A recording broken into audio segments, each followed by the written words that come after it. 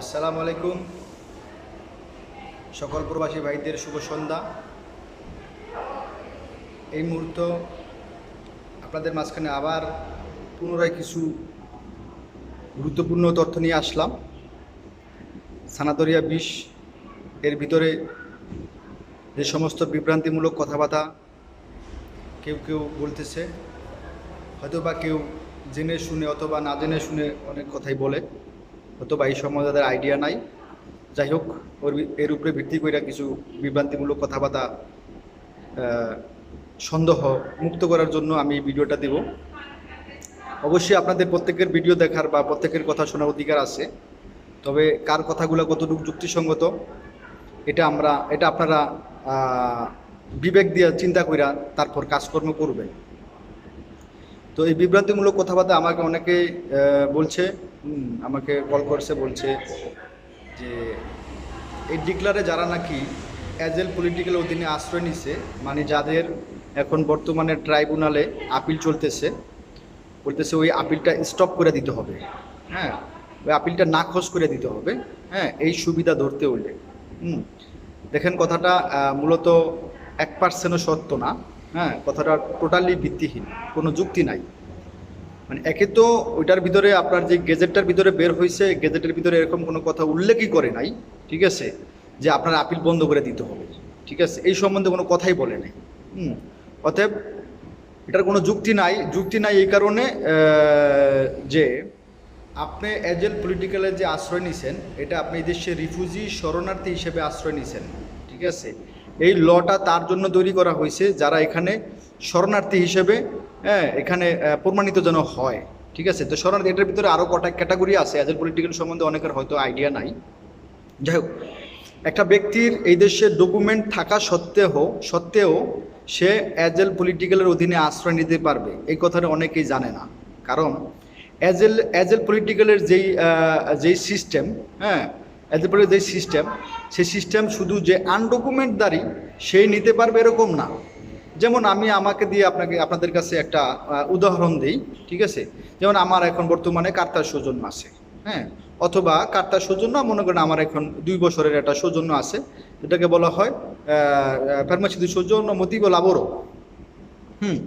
আমার এই ফার্মাসিটি সৌজন্য মতিব লাবরও থাকা সত্ত্বেও, আমার ইলেকট্রনিক কার্ড আছে থাকা সত্ত্বেও আমি এজেল পলিটিক্যালের অধীনে আশ্রয় নিতে পারবো।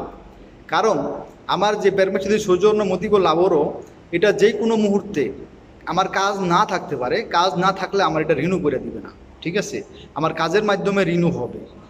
কিন্তু আমার নিজ দেশে যদি আমার এজেল পলিটিক্যাল যেই সমস্যাগুলো আছে, মানে এক্সাম্পল ধরলাম আমার দেশে রাজনৈতিক সমস্যা আছে, হ্যাঁ, পলিটিক্যাল সমস্যা, তো আমার পলিটিক্যাল সমস্যা থাকা সত্ত্বেও যদি আমি এখানে পলিটিক্যাল আশ্রয় না নেই, তাহলে সমস্যা হবে কি, আমার মনে করেন কাজ নাই, ঠিক আছে, কাজ নাই, কিন্তু আমি কাজ না থাকার কারণে আমি এটা রিনিউ করতে পারতেছি না।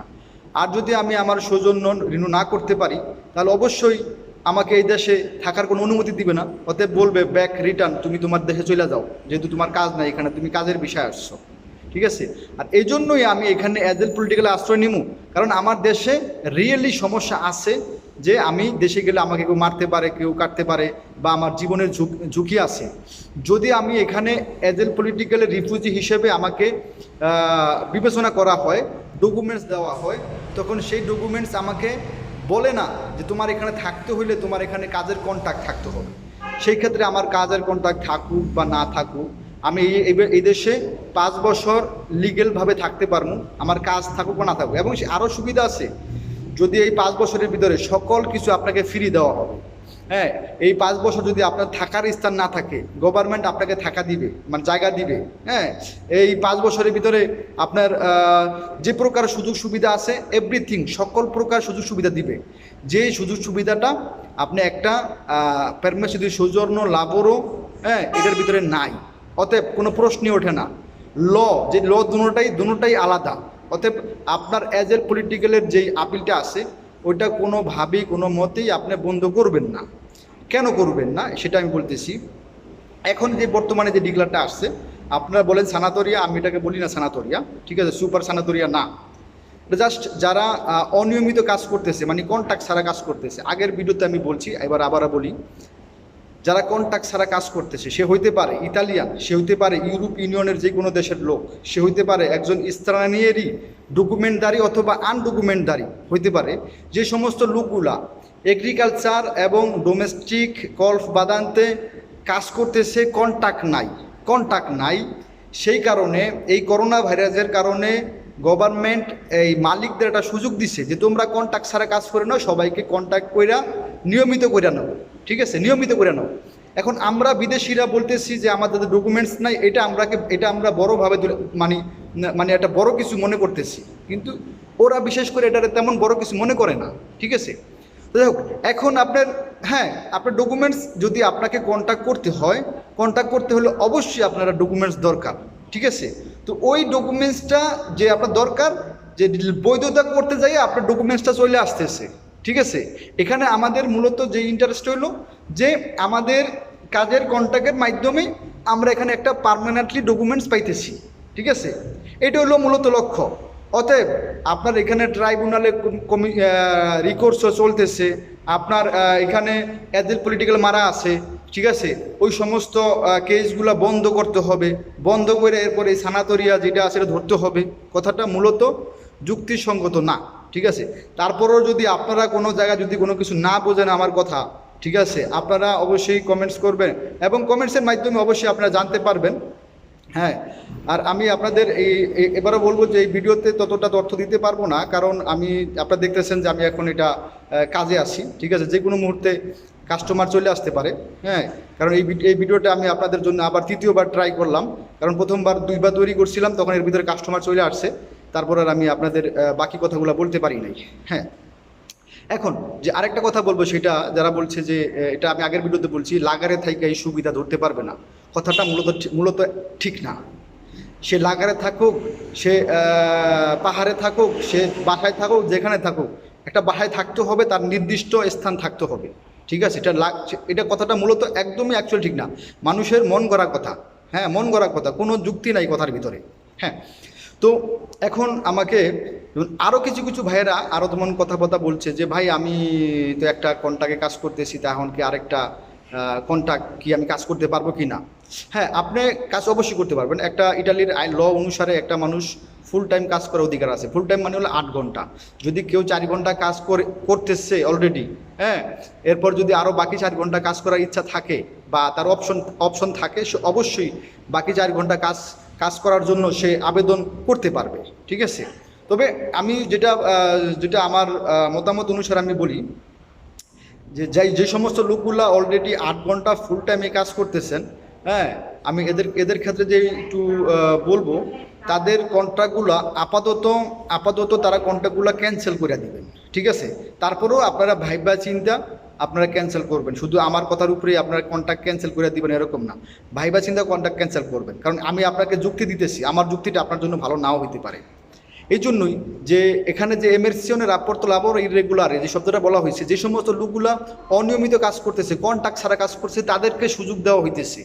আর যেহেতু আপনারা 8 ঘন্টা কাজ অলরেডি করতেছেন, মানে নিয়মিত কাজ করতেছেন, সেই ক্ষেত্রে আপনারা এই ক্যাটাগরিতে ঢোকেন না, ক্যাটাগরিতে আপনাদের আসে না, ঠিক আছে।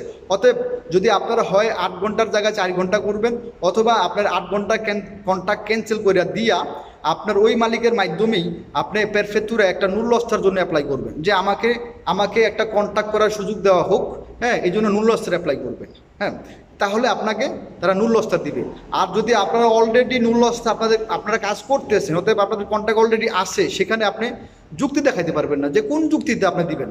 এই জন্যই তো আমি বলি যে এটা কোনো সানাতরিয়া না। কারণ কি জন্য, এটা হলো জাস্ট আপনি বিদেশি, আপনার ডকুমেন্টস নাই, আমিও বিদেশি, আমার ডকুমেন্টস আসে সত্ত্বেও আমাকে কন্ট্যাক্ট করে নাই, অথবা সে ইউরোপিয়ান হইতে পারে অথবা ইটালিয়ান হইতে পারে, সবার জন্য সবাইকে লিগ্যাল করে নেওয়ার জন্য, মানে কন্ট্রাক্টকে নিয়মিত করার জন্য এখানে সরকার এই ডিক্লেয়ারটা দিচ্ছে। অতএব ডকুমেন্ট আপনার আছে বা না আছে এতে কোনো ইন্টারেস্ট নাই, হ্যাঁ, কিন্তু প্রত্যেকটা ব্যক্তিরই 8ই মার্চের আগে উপস্থিত হইতে হবে, এগুলো সব নর্মাল কথা, এগুলো সব কিছু জানেন, ঠিক আছে। যাই হোক, আমি আজকে যে ভিডিওটা দিলাম যেটা বিভ্রান্তিমূলক, হ্যাঁ, যে আপনারা অবশ্যই আপনারা অ্যাপ্লাই করবেন, খেয়াল করেন, আপনারা অবশ্যই অ্যাপ্লাই করবেন, হ্যাঁ। এখানে অনেক আপনার কন্ট্রোল হবে, ঠিক আছে, অনেক কিছু দেখাশোনা মানে তারা বিবেচনা করবে কার কার এখানে অগ্রাধিকার আছে কার অগ্রাধিকার নাই, সমস্ত কিছু তারা যাচাই বাছাই কইরা তারপর আপনাকে কনফার্ম লেটার দিবে, ঠিক আছে, যে আপনি এই সুবিধা ভোগ করতে পারবেন কিনা। অতএব যদি আপনি এজ এ পলিটিক্যালে যদি রিকোর্স স্টপ করে দেন, আপনি ওই রিকোর্সে আর চালু করতে পারবেন না। আপনি যে এই ডিক্লারের যে এই যে যেই সিস্টেমটা আসছে, এই সিস্টেমে যে আপনি কাগজ হবে বা ডকুমেন্টস করতে পারবেন, এটারও কোনো গ্যারান্টি বা শিওর নাই। তাহলে যদি আপনি এটা যদি স্টপ করে দেন, হ্যাঁ, যদি আপনি এটা ধরলেন বা এটাও হলো না, ঠিক আছে, তাহলে আপনার এইগুলো হলো না সেইগুলো হলো না, তখন মনে করেন আপনি মানে সর্বনিশেষ হয়ে যাবেন গা, মানে আপনার কিছু থাকবে না। অতএব কোনো যুক্তি নাই যে আপনাকে বলে না যে আপনার ওই আপিলটা রিনুনচারে করতে হইব, যে ওই আপিলটা বাদ দিতে হইব, তারপর এটা ধরতে হইলে কোনো যুক্তি নাই, ঠিক আছে। তারপরেও আপনারা এই কথাটা আপনারা আরও উকিলের সাথে, হ্যাঁ, প্রত্যেকেরই কেউ না কারো না কারো কোনো উকিল আছে, ভালো দক্ষ উকিলের সাথে এটা আলাপ করবেন, ঠিক আছে, আলাপ কইরা বুঝা শুইনা তারপরে আপনারা সব কিছু করবেন। হ্যাঁ, আমি মনে করি যে আমি এই ভিডিওটার ভিতরে আপনাদের কিছুটা বুঝাতে পারছি। তো আমি বারবারই আপনাদের মাঝে এরকম যদি কোনো বিভ্রান্তিমূলক কথাবার্তা, যদি কারো কোনো সন্দেহ থাকে, যদি কোনো সুবিধা অসুবিধা আপনাদের জন্য, অবশ্যই এই ডিক্লারের সম্বন্ধে অনেক ধরনের কথাবার্তা, অনেক ধরনের সন্দেহ মানুষের ভিতরে জন্ম নিবে, ঠিক আছে। তো আমি চেষ্টা করবো আপনাদের ওই ভুল ভ্রান্তিগুলো, সন্দেহগুলো ক্লিয়ার করে দেওয়ার জন্য। হ্যাঁ, আর আপনারা অবশ্যই এই সমস্ত কথাগুলো খুবই ইম্পর্টেন্ট। এই ভিডিওটা শেয়ার করবেন, সাবস্ক্রাইব করবেন, ঠিক আছে, আপনারা আমার চ্যানেলের মেম্বার হবেন।